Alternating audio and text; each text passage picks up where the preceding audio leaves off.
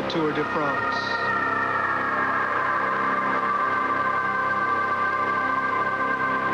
Andy Hampsten, an American on an American team, is trying to beat the European system and steal the Tour de France. Stephen Roche is a product of Europe. He is the rightful heir to the crown.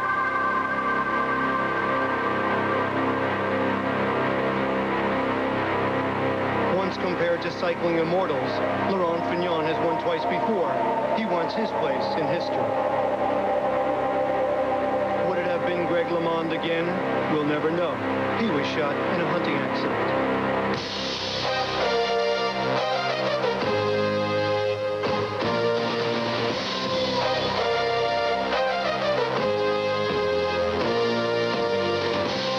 207 of the best professional cyclists in the world have begun their 2,500-mile journey to Paris.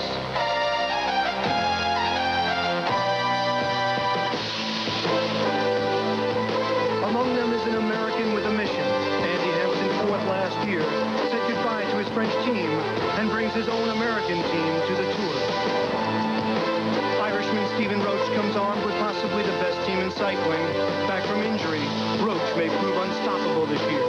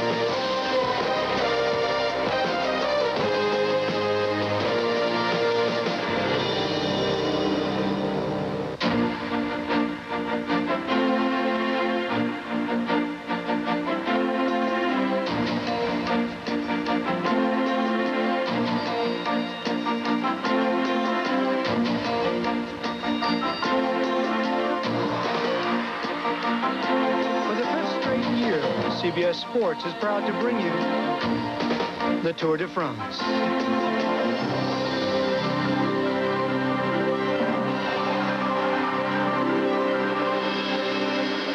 Welcome to the starting line here in Berlin for the 2,500-mile journey to Paris. Hello, everybody. I'm John Dockery, and this is the Tour de France, the greatest bike race on earth.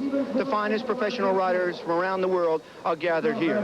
Now, most of the race is contested in stages out on the road in 150-mile segments. But today, it's what the French call the race of truth. Time trial, man against the clock, just under 4 miles, all by himself. Now, the Tour won't be won or lost here in Berlin, but a rider can set the tone and let the others know that he's ready. So the race to Paris begins here in Berlin. In the shadow of the Kaiser Wilhelm Memorial Church, thousands here to see the first stage of the Tour, the Prologue time trial.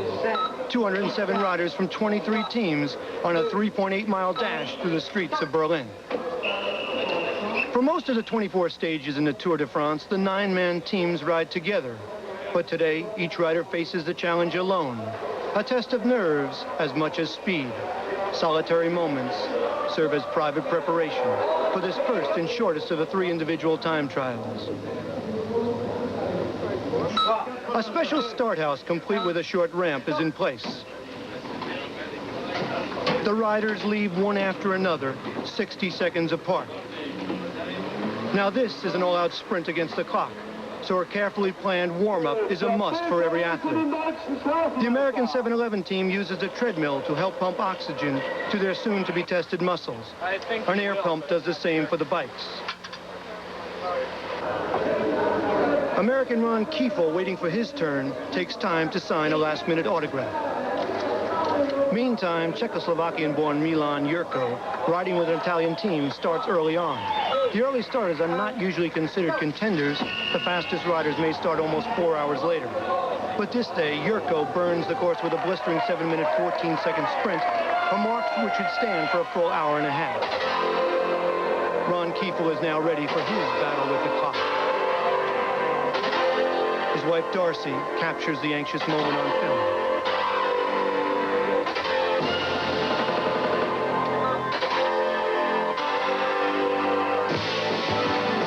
Ron Kiefel is off on his dash against the clock and against himself. The 27-year-old Colorado native is one of the founding members of the American team. Kiefel has seen the 7-11 team go from being the brunt of European cycling humor to a respected professional team.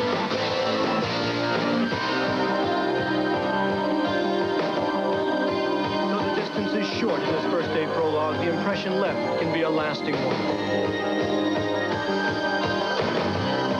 The team support car lets Kiefel know his split times and what he has to do to catch the current best. As Kiefel rides on, the American team leader Andy Hampsten prepares for his date with the clock about an hour later. Ron Kiefel is one of the best time trialists on the American team. But on this hot, humid, sticky day, he arrives at the finish empty. His time not good enough to overtake the leader Yurko. Out of breath and exhausted and completely spent, he still finds enough air to ask his coach the all-important question. You know what my time was? No.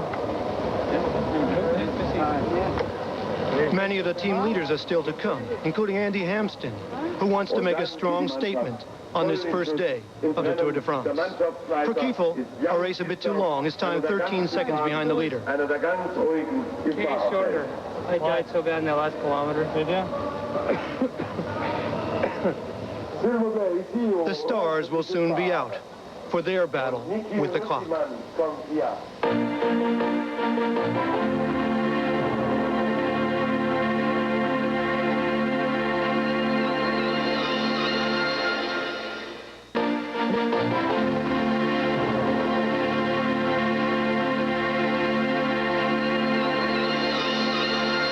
To own a bike 150 years ago really was something quite special. It was probably the equivalent of owning a Rolls-Royce today. And there was no shortage of imagination in design. And things in 1987, it seems, just haven't changed.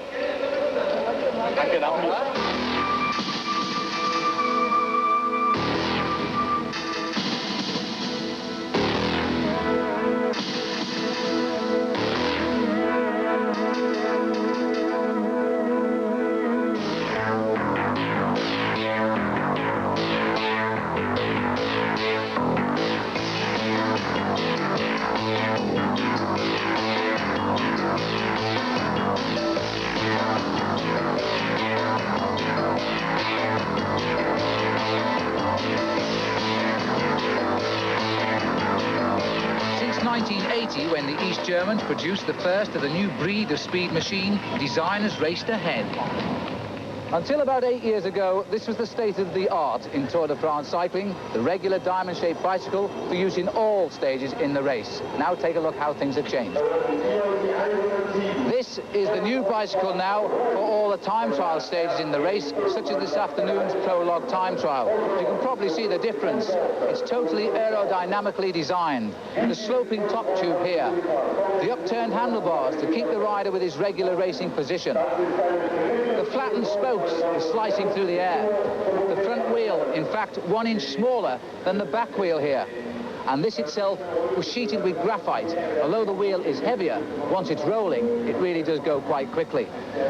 The bicycle is shaped like an arrowhead, built for speed, because the Tour de France these days can be won by the fractions of a second, and this is the bike that might do the job.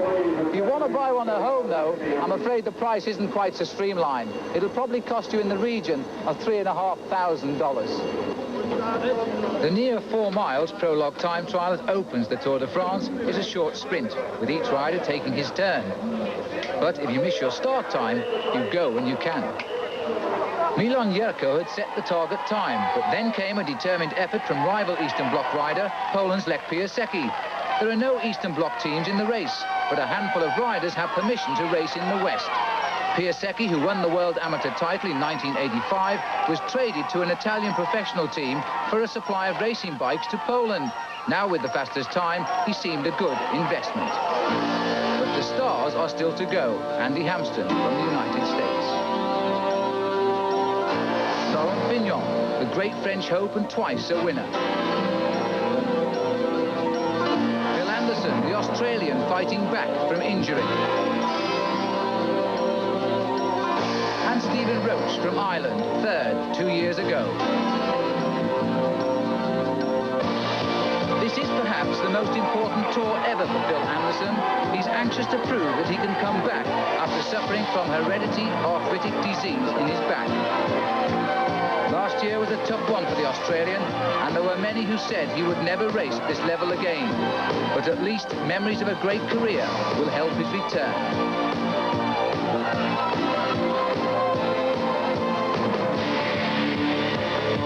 In 1981, Anderson became the first Australian to wear the yellow jersey, and he finished 10th. He did it again in 1982, and this time he finished 5th. So 1983 was supposed to be his year, but he was reduced to the role of domestique for the popular Frenchman Pascal Simon. A victim of injuries and politics, he's hoping now to make his return. Anderson's 29, and time is running out. France is hoping for a return to form of Laurent Fignon this month. Like Anderson, Fignon has suffered a serious setback to his career. He's fought against a damaged Achilles tendon throughout 1985 after withdrawing from the Tour de France. Then in 1986, a broken collarbone was another setback. But this year, he has shown signs of full recovery, and the 26-year-old Parisian finished third in the Tour of Spain.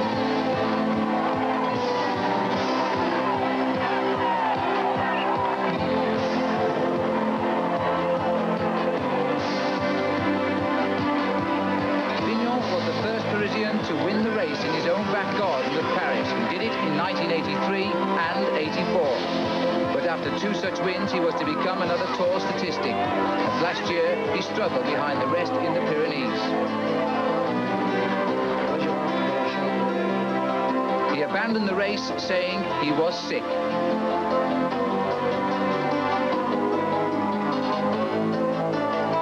This year, Fignon will need the valued support of top team manager Cyril Guimard.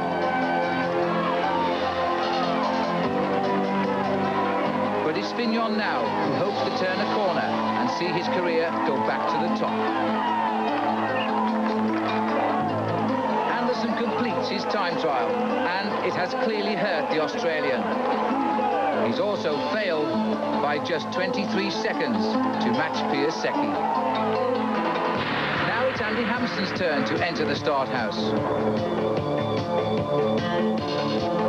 While on the other side of the road, Laurent Fignon approaches the line. With the confidence drawn from last week's victory in the Tour of Switzerland, Hampsten makes ready. While Fignon's effort is almost over. But his time, 27 seconds behind, is not so good. Lungful of air. And to a cheer, Hampsten launches into the race. After Greg LeMond gave the United States a first ever victory last year, Hampsten carries a great responsibility this time in LeMond's enforced absence. The 26 years old from North Dakota has had a meteoric rise to fame after winning the Tour of Switzerland for the first time last year.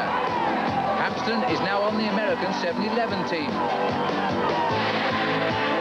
But in last year's Tour de France, he was alongside Greg LeMond on the same French La Vie-Claire squad.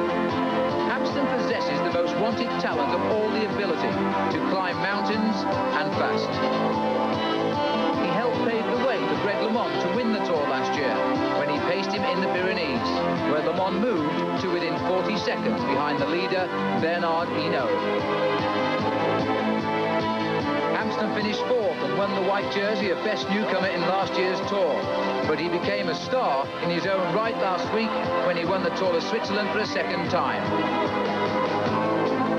Hampsten's aim this year is to be the first American to win on an American team.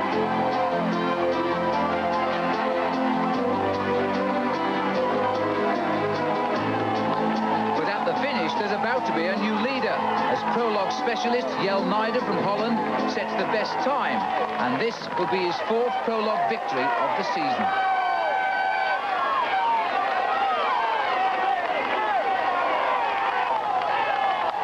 Hampsten comes home with one of the best times of the top contenders for final victory. He's not really a time trial specialist, and he's anxious to prove to his opponents and himself he has the all-round talent to win the Tour. But his time this time is 20 seconds behind Needham. The performances by Needham, however, will not concern Hampsten because he can't climb well enough to win the Tour. But Stephen Roach certainly can, and he aims to win the Prologue.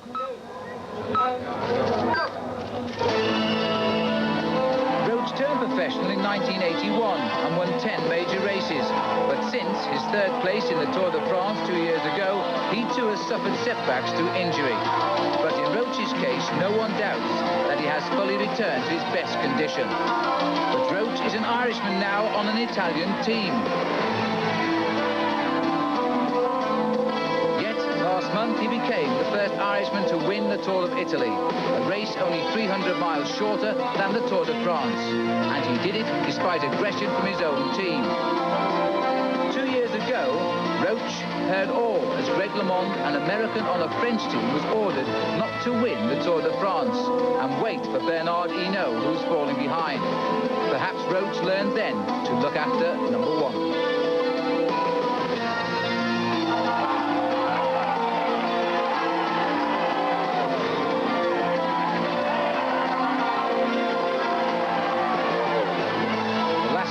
Start house is Jean-Francois Bernard, France's young rising star. But when the French look in the start house, they don't see Jean-Francois Bernard.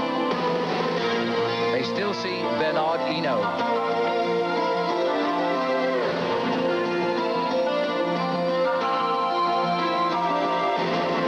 Bernard finished 12th last year and admits he has still a lot to learn, and all France will watch his mistakes. Roach won the Tour of Italy in spite of hostility against him, but now with a rare double in sight he makes an almost perfect start and narrowly fails to take the lead in this opening time trial. Just Jean-Francois Bernard to finish, and his entourage, of course. Roach has made a supreme effort. There's nothing hurts more than the race of truth, and the clock never lies.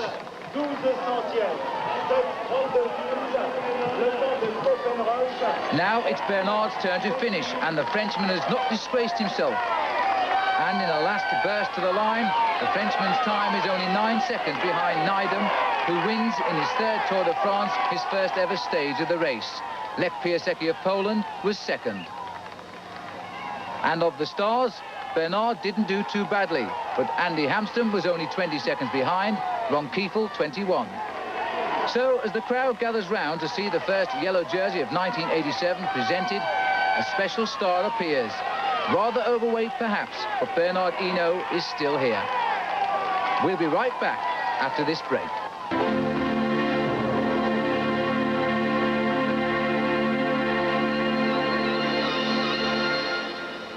When you think of Berlin, you probably think of a bustling metropolis. But Berlin is also a city of rivers, lakes, and canals, and parks where families can play.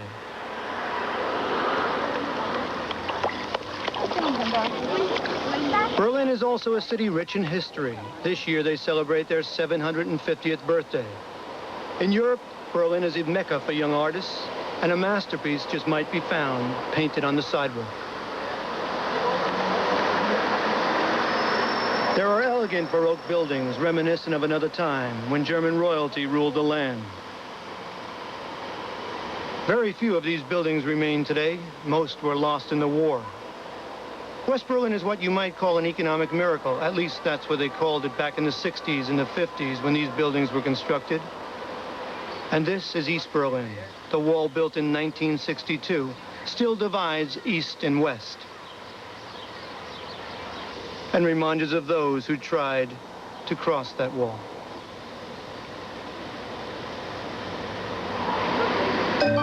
Berlin has its monument to peace, but its history is one of being torn apart by war.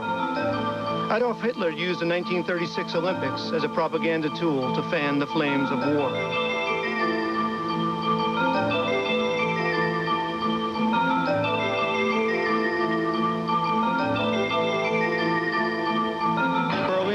left in shambles by the ravages of the conflict.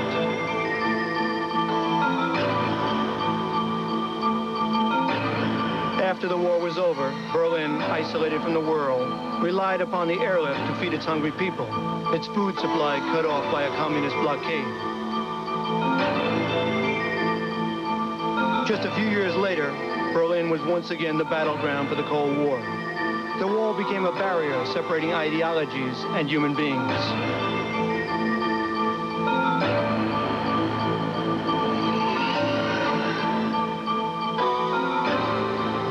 When one man is enslaved, all are not free. All free men, wherever they may live, are citizens of Berlin. And therefore, as a free man, I take pride in the words, Ich bin ein Berliner.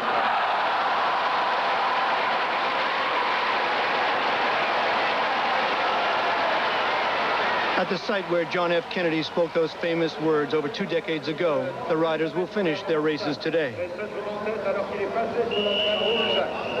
Meantime, the first road race of the Tour de France starts with the 207 riders assembling in front of the Reichstag building, Hitler's headquarters during the war.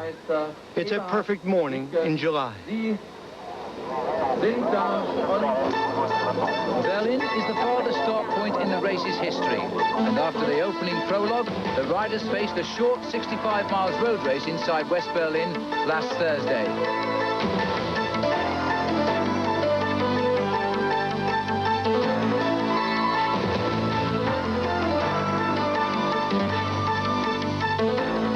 The route followed a counterclockwise direction after starting from outside the Reichstag building near the wall.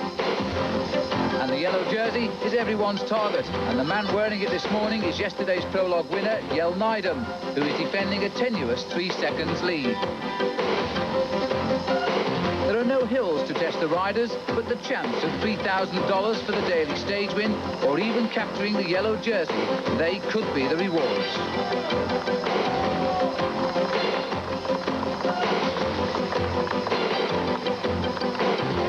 Stephen Roach is ready for battle with a crash helmet on. He's probably more interested in keeping out of trouble on an always tense opening day. Frenchman Laurent Fignon, a man who may be tense for other reasons. His poor time in the prologue didn't place him close enough on time to the yellow jersey, and he seems annoyed.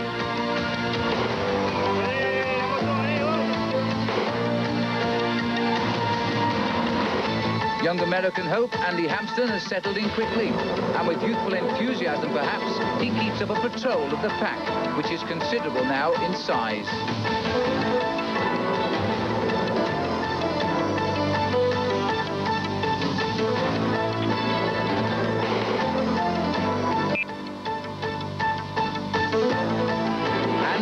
Sunny day, the high speed soon projects the candidates for victory, and a group of 8 men escape the attention of the pack. For a while at least, an alliance between rivals is formed.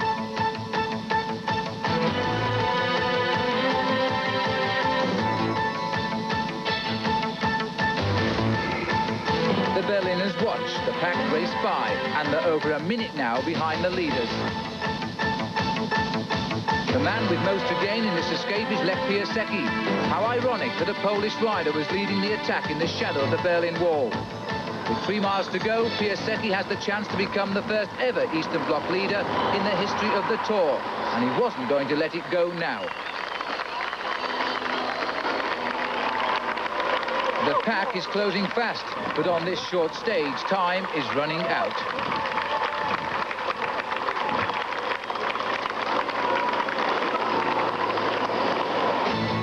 Piasecki expects no help from the rest as they leave him to work hard to try and keep ahead.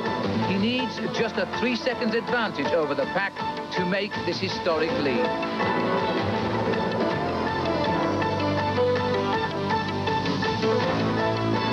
The tense feelings in the beginning prove justified as the field begins to fold like a pack of cards. Among the fallers but unhurt is Laurent Fignon, but he's quickly up and away. Even on the easiest of stages, these are the real dangers to potential Tour winners. The race is not particular when it chooses its victims. And for the Italian Alfonso Giuliani, his tour lasted precisely 90 minutes. He's forced out with a broken collarbone.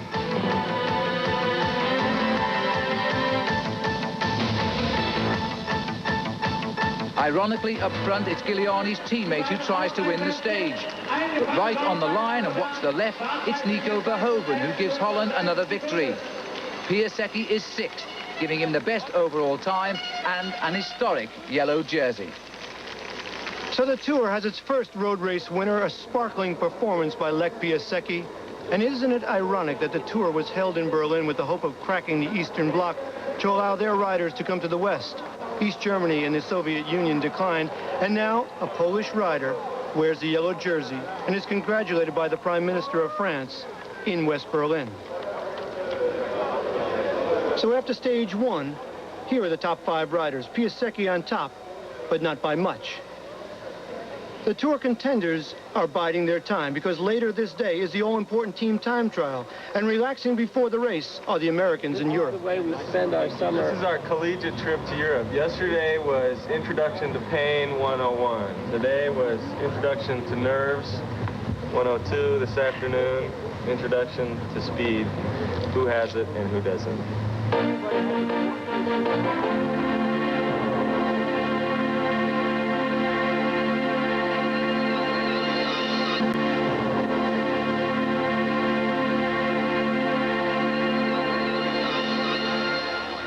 That turn, don't go the outside, so make sure you stay the inside. It's a small island in this turn right here. Right here. Okay. The Americans check the course before the start of the critical team time trial. This is a race where all 9 men ride together and share a common time at the finish. Weakness cannot be hidden. The faster riders will lose time if the slower ones cannot keep up. Andy Hampsten knows his fate is in the hands of his teammates. Their time is his time. A poor performance could ruin his chance of winning the yellow jersey later. Last year at this time, the 7-Eleven team was basking in the glow of the yellow jersey. Alex Steeda had shocked the cycling world by winning the second stage of the Tour 1 year ago today. That morning race had been the most important moment in cycling history for the Americans, and that afternoon, the riders were relaxed and happy as they rolled out of the Paris suburbs for their team time trial. Happy, that is, until disaster struck.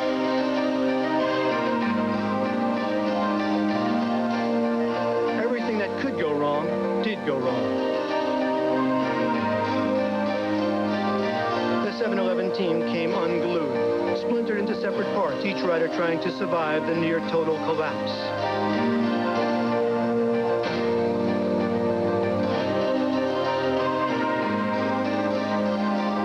The defense of the yellow jersey was all but over. Not like the way it was with the well-oiled European racing machine sprinting in single file, each rider taking his turn at the front to break the wind, the group riding faster together than any single rider could alone.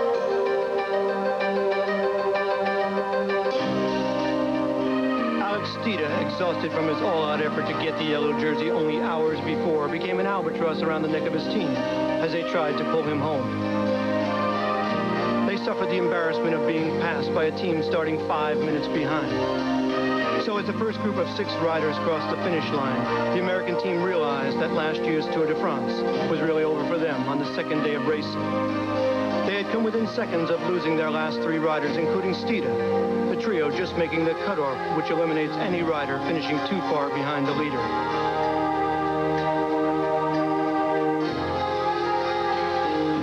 But things would change for these dejected athletes. And like the phoenix from the ashes, the American team has risen again.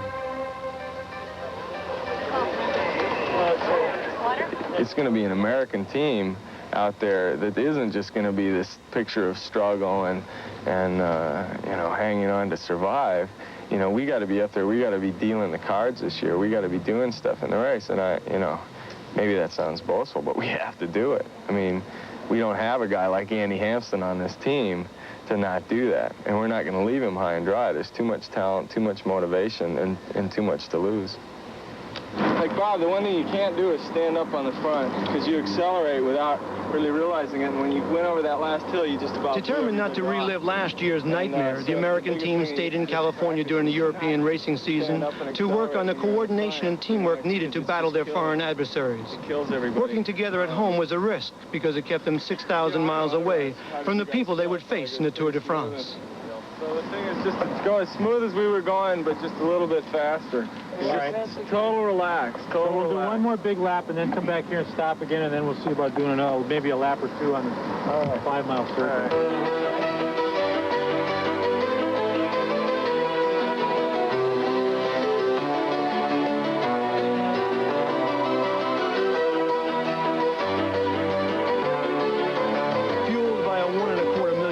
Budget almost double that of last year, and propelled by a newly acquired $200,000 a year star in Andy Hampsten, 7-Eleven had stepped into the big time of professional cycling. The skills of the team time trial practiced on the back roads and rolling hills of Southern California might make the difference in Andy Hampsten getting the yellow jersey or not having a chance.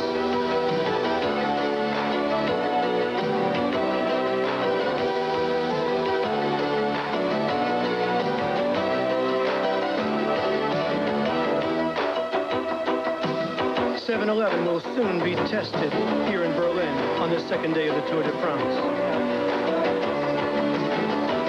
Tested against the likes of Laurent Fignon and his System U team, the same team which used their high-tech attack to destroy the Americans last year. Fignon talks with his coach, Cyril Guimard, a man who coached the last 3 Tour champions. The System U riders almost cocky, knowing they are one of the strong favorites in the team time trial. Their star Fignon searches for the power to lead his teammates against the stopwatch.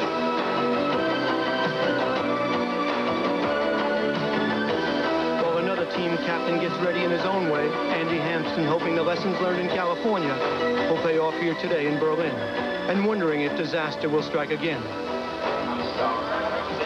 Fignon and his finely tuned racing machine are poised for their assault on the clock in a 25-mile course. It's System U and their rematch with the Americans when we come back.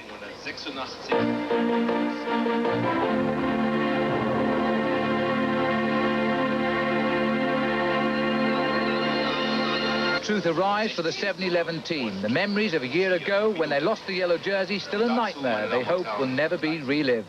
5, 4, 3, 2, 1, stop! But first, it was last year's winners, the System U team, who set off along the Schlussstrasse. They are soon into formation.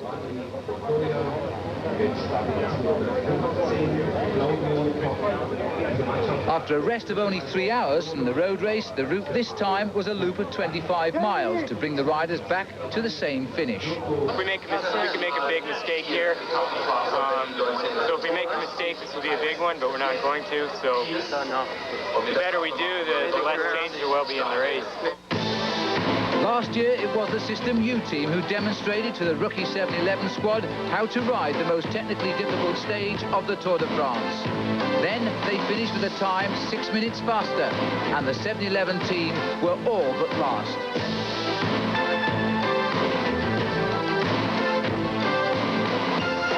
This time, the 7-Eleven riders had other ideas, and they quickly fell into formation at the start. Lesson number 1, 3 straight A's.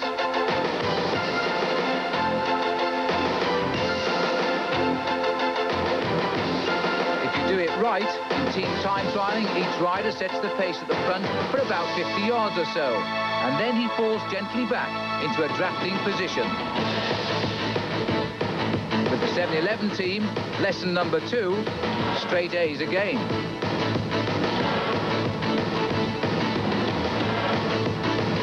The 7-Eleven team were moving as a single unit, and if you want to succeed on this stage, this is what you really must do.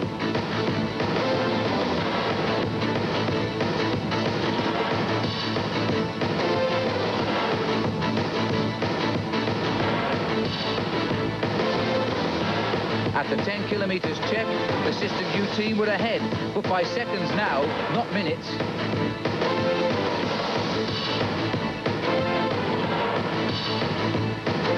Riding as smooth through the silk at an average speed of 31 miles an hour, the 711s were gaining confidence with every turn of the pedals.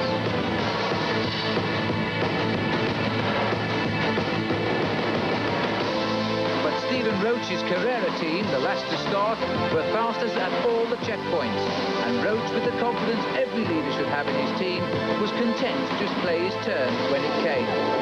The time for the team is taken on the 5th rider to finish, so this way the strong men often have to wait for the weaker ones. This is truly a team event, and the one the team leader fears most.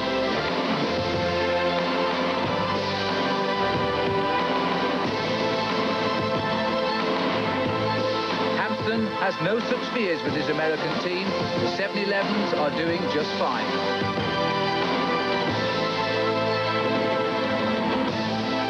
Phil Anderson and his Panasonic team used to win every team time trial in the Tour de France in the 1970s, but now they force the pace just to limit their losses.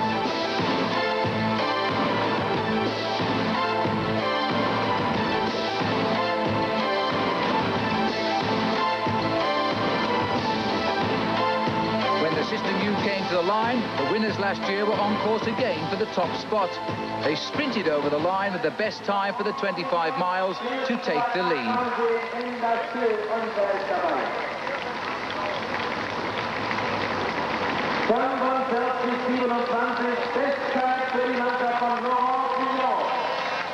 Charlie Motte, the little Frenchman with the big heart, was tired, thirsty, but reasonably happy. The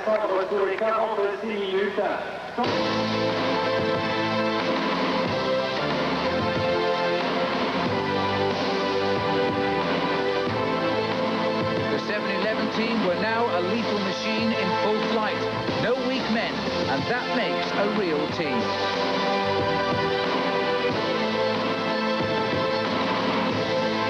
Toshiba, the team that Andy Hampton left this season, didn't seem to be faring any better, or indeed much worse.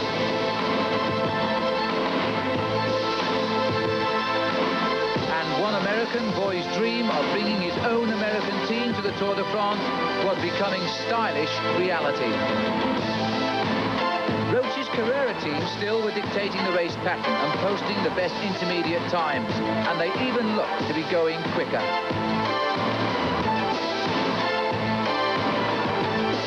But at the finish, 711 headed down the home straight, looking like the professional team they had now become.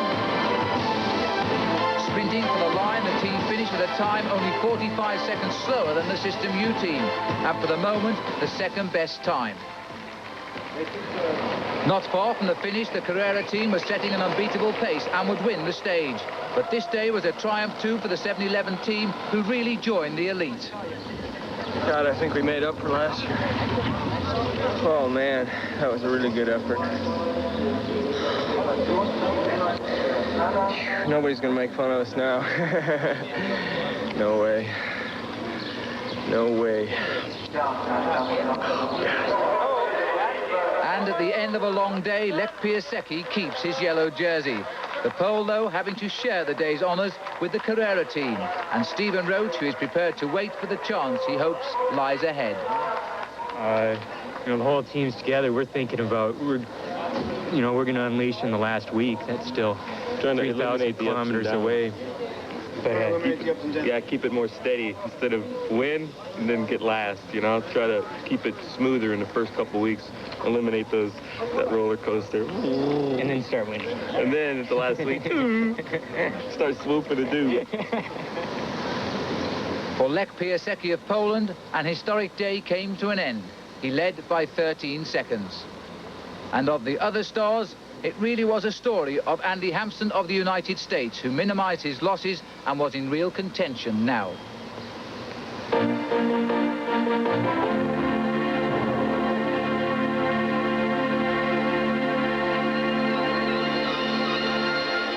In the world, after all, who would want to buy a bike you can't even ride? Or queue up at 7 o'clock in the morning? Even get dressed up in the finest of clothes just to receive a flag from 3 overweight gentlemen who never speak to anyone. And there's the star, Lech Piasecki, a Polish man in Germany riding the Tour de France who speaks Italian. And he may wonder why an Irishman called Roach is getting more attention than he does. After all, Roach doesn't have the yellow jersey, but he does speak French. And for Andy Hampston, well, he's the highest paid American. He's even paid to wear the sunglasses. But it's quite a different story for Pia Secchi. 60 rowerów Colnago plus... In order for me to ride the Tour, my sponsor, Colnago, had to give the Polish Cycling Federation 60 bicycles. Now then, let's see. Where exactly are we? It's between these two cows, I guess. Because here's Nord. You go from Eppingen to Kleingart. See there, East Kleingart it says? Uh-huh. And then you go like this. But for the riders, it's easy. You just follow the arrows. And life in the pack is not always spent with your nose just above the front tyre. Life can be quite fun early on. It almost makes you wish you were riding, doesn't it?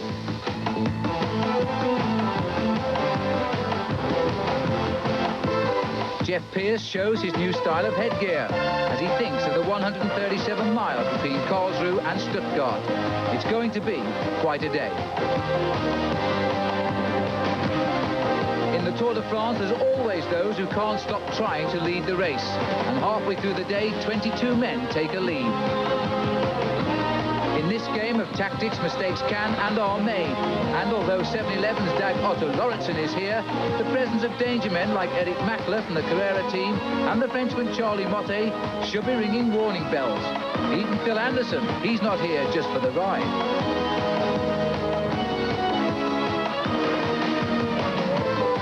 The speeding group work well together and rapidly gain time. And the blackboard man commuting between leaders and pack indicates they lead by 2 minutes 20 seconds. But in the last 9 miles, the leaders split on the hills around Stuttgart, and Mackler, in his 5th Tour de France, is looking to win his first leader's yellow jersey as he speeds away with Arcacio da Silva of Portugal. The rest of the front group now trail the two by 30 seconds, but that's nothing compared with the 6 minutes that left Pia Secchi the leader, and the rest are now behind. Pia Secchi has lost out to teamwork, and there's no one here in the pack willing to pick up the pace. This was a strategy planned by the Carrera team. Mackler started the day in 4th place, 20 seconds behind, the ideal man, of course, to head an attack for the lead. Da Silva was more concerned with the stage victory. This way, both have something to show for the day's work. The chasers kept going, but they knew that this day belonged to the two in front.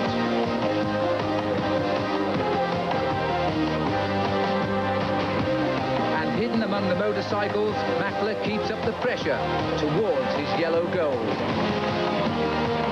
All of Stuttgart were out to see the first visit of the Tour, and the result was turning out to be quite a surprise.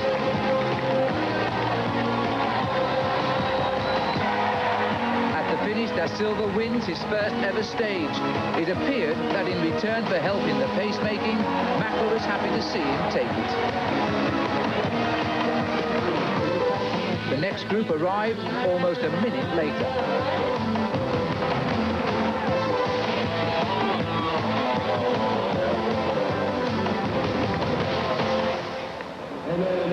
So, for the third day, an unlikely name was in the yellow jersey. And for the first time since 1952, a Swiss rider was in front. Mackler had almost 6 minutes. And behind, the race favourites had made their first real mistake. Time will tell just how serious.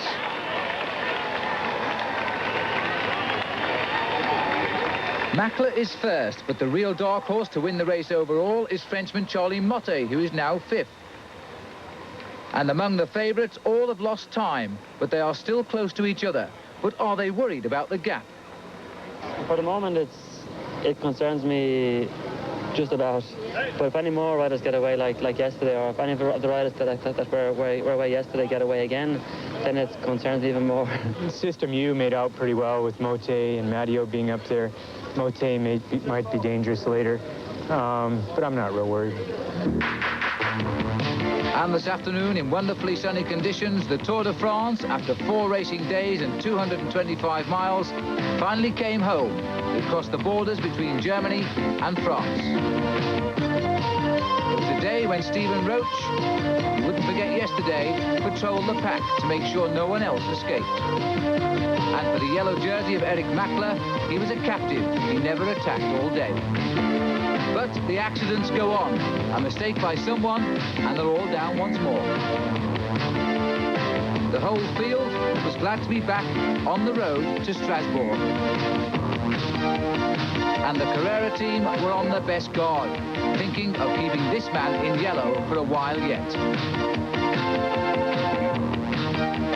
Andy Hampsten, on his best behavior. Neither he nor anyone else attacked today.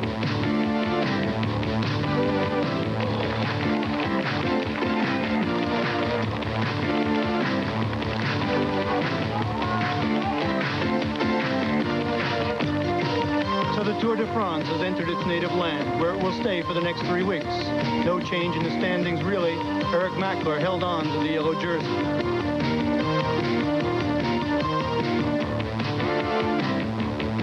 With Andy Hampsten and his American team still very much in contention.